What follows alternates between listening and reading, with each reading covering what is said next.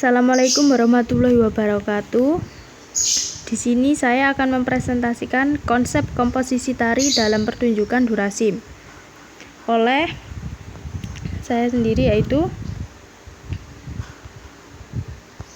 Tania Diaul Haq Samudra Pertiwi dari Prodi S1 PG PAUD. Adapun yang pertama yaitu karya tari Durasim oleh Muhammad Haryanto SPD. Judul karya tari ini diambil dari nama salah satu tokoh seniman ludruk terkenal di kota Surabaya, yaitu Durasim. Sinopsis adalah suatu rangkaian penjelasan yang ditulis dan dibacakan saat pertunjukan akan disajikan. Adapun sinopsis karya tari Durasim adalah sebagai berikut. Pertama, Durasim, seniman ludruk yang berelaborasi dengan Subroto, nama lain dari Dr. Sutomo, menyebarkan semangat untuk berjuang agar bangsanya merdeka dari kesengsaraan. Spirit ini kemudian selalu dipertanyakan, masih adakah di dada kita? Adapun yang pertama yaitu konsep garap, terdiri dari latar belakang. Karya tari Durasim ini merupakan penggambaran spirit tokoh ludruk yang sangat terkenal dan fenomenal pada waktu itu, khususnya di kota Surabaya. Spirit Durasim yang dimaksud di sini adalah semangat perjuangan menuju kebebasan melalui jalan kesenian ludruk. Adapun yaitu yang kedua, tema. Tema adalah persoalan pokok yang diolah secara imajinatif, kreatif, dan inovatif menjadi living form yang berwujud karya tari. Menurut Martono 2012-109.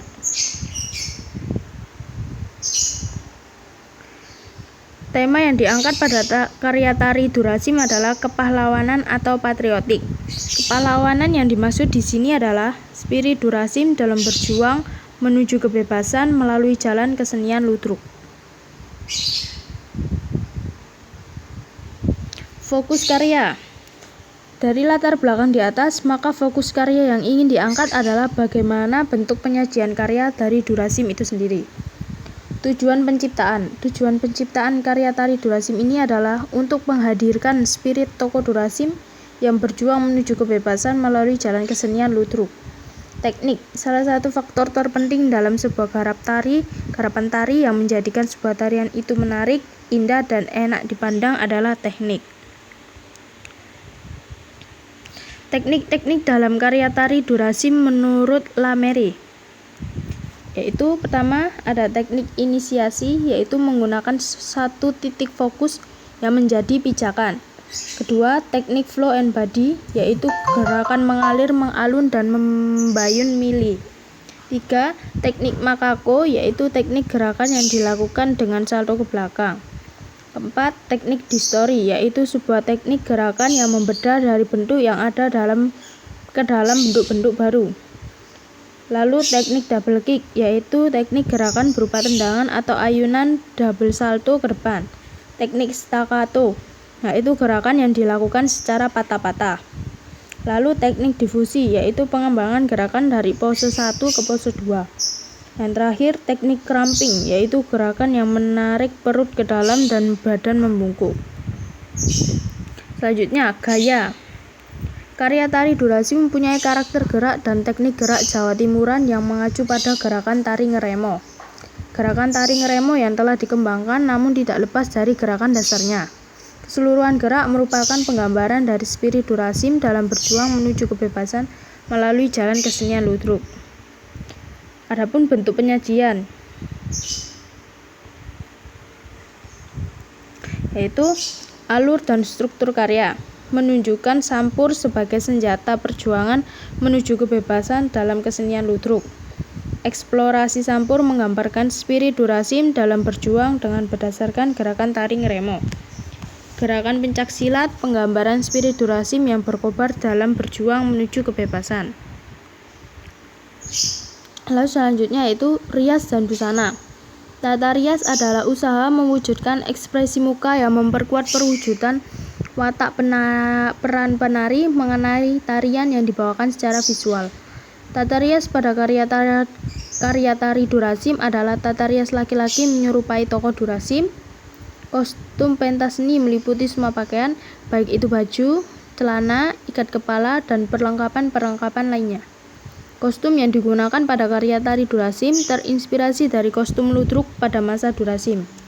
Pada waktu itu, kesenian ludruk banyak didominasi oleh kaum pemuda dan pelajar, sehingga kostumnya menggunakan dasi kupu-kupu. Kostum berwarna merah dan biru yang menggambarkan kesetaraan antara bangsa Indonesia dan bangsa asing. Lalu ada properti, adalah istilah dalam bahasa Inggris yang berarti alat-alat yang digunakan dalam sebuah pertunjukan. Merupakan sebuah bentuk peralatan penunjang gerak sebagai wujud ekspresi. Properti yang digunakan pada karya tari Durasim ini adalah sampur. Tidak hanya sebagai pelengkap busana, sampur merupakan simbol dari perlindungan diri. Selanjutnya yaitu musik. Musik merupakan salah satu unsur pendukung pada pertunjukan tari yang mempunyai peranan sangat penting. Kehadiran musik dalam sebuah garapan tari mampu menghidupkan suasana. Iringan musik pada karya tari Durasim menjadi partner gerak yang memberikan kejelasan pada alur cerita yang dibawakan penari. Iringan musik pada karya ini bernuansa Jawa Timur yang mengacu pada musik taring remo yang Jawa Timuran. Adapun alat musik yang digunakan pada karya Durasim, laras rendo yang meliputi pertama, bonang bobok, kedua, bonang penerus, ketiga, peking, keempat, balungan, kelima, demung, keenam, saron 1, saron 2, ketujuh, gambang, kedelapan, siter, kesembilan, kendang, kesepuluh, kenong. Pola lantai atau gawang dalam sajian tari merupakan salah satu unsur yang memberikan kontribusi penting dalam aktualisasi visual. Pola lantai dalam karya ini selain memberikan kejelasan alur juga memberikan nilai estetis dalam sebuah garapan tari yang menarik dan untuk dinikmati.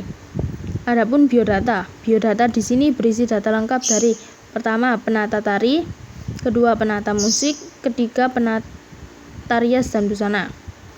Susunan staf produksi atau tim pendukung, yaitu A. penata tari, B. penata musik, C. penata rias dan busana, D. penulis naskah, E. lighting man, F. kru, dan G. juga nama-nama penari dan pemusik.